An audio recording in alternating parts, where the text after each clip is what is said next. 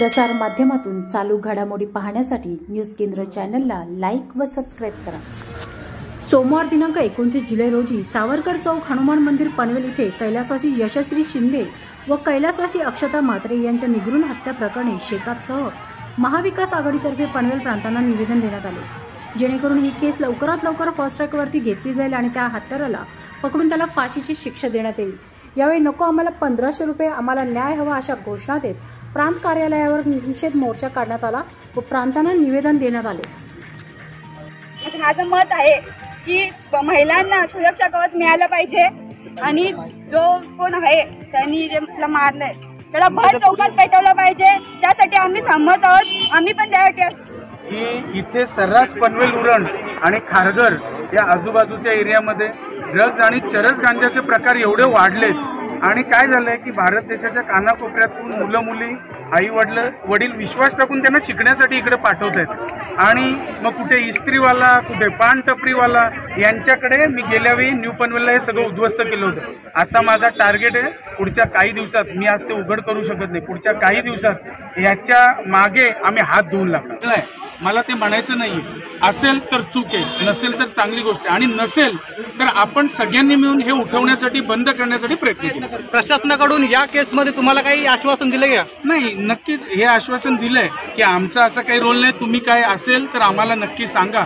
तर त्या पद्धतीनं मी पूर्ण लिस्ट ॲड्रेस वाईज कोण करतोय हे सगळे मी स्वतः माझी माणसं काढतात। पुढच्या काही दिवसात हे ॲड्रेस तुमच्यापुढे ओपन होईल। मी आज त्यांची रिप्रेझेंटेटिव्ह बोलायला इच्छुक आहे की 20 वर्षीय यशश्री शिंदे आणि 30 वर्षीय अक्षता म्हात्रे म्हणजे एज ग्रुप जर तुम्ही बघितलं तर एक तर माझ्याहून यंग होती आणि बरेच जे माझ्याहून यंग आहेत आम्ही सगळे सेफ नाही फील करत आहोत अराउंड।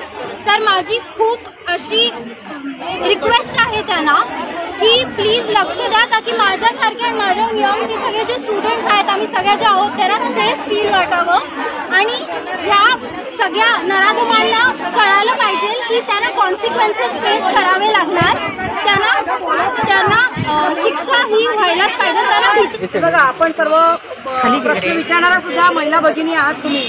मी एवढंच सांगते, ह्या आजच्या 21व्या शतकामध्ये आधुनिक काळामध्ये मुलींना शिक्षण देऊन मुली हाय क्वालिफिकेशनमध्ये जातात, एवढी डिग्री घेतात का तर घराबाहेर जावं, इंडिपेंडेंट व्हावं।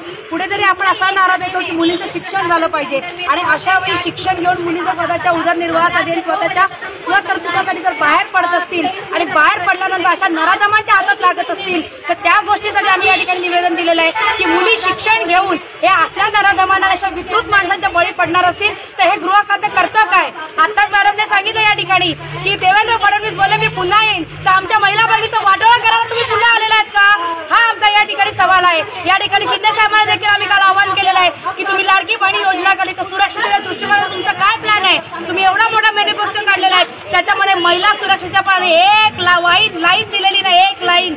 आणि अशा पद्धतीमध्ये आम्ही म्हणतोय जर आमच्या महिला भगिनींनी आमच्या मुलींनी या ठिकाणी शिक्षण घेऊन घराबाहेर पडून स्वतःची इज्जत आणि आबरू चव्हाट्यावर आणण्याचं जर धोरण सरकारचं असेल तर मी आपल्या माध्यमातून निश्चित सांगते की तातडीने मुख्यमंत्री आणि गृहमंत्र्यांनी तातडीने राजीनामा द्यावा। एक तर आपली जर कुवत नसेल या महिला भगिनींच्या बाबतीत तर आपण योग्य तो निर्णय, योग्य ती योजना आणावी आणि 48 तासाच्या आत त्या नराधमाला जर पोलीस स्टेशनने घेतलं नाही तर उरणमध्ये काय बवाल उठणार आहे आणि या महिला भगिनी काय उद्रेक करणार आहे हे येणाऱ्या दिवसांमध्ये 48 तासामध्ये आपल्या सर्वांना दिसेल।